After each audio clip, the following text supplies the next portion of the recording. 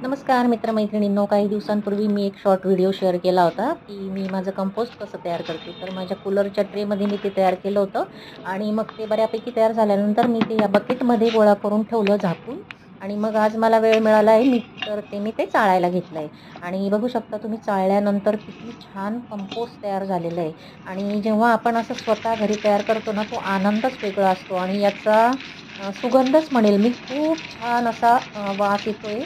थोडा मातीचा ओलसर वास आणि बघा तुम्ही किती छान कंपोस्ट तयार झालंय आणि चाळून उरलेलं जे मटेरियल आहे ते तुम्ही परत कंपोस्ट तयार करण्यासाठी वापरू शकता. त्याच्यात पेपर बॅगचे तुकडे, परत आपले न्यूजपेपर, तुमच्या घरातला उरलेला भाजीपाला, फळांची सालं, फुलं वाळलेली असं सगळं एकत्रित करून उरलेलं जे चाळून उरलेलं आहे ते त्याच्यात टाकून द्यायचं. आपोआप तुमचं कंपोस्ट तयार होतं आणि ते थोडं खालीवर करायचं. प्लीज माझा व्हिडिओ लाईक, शेअर आणि सबस्क्राईब करा आणि कमेंट करा. थँक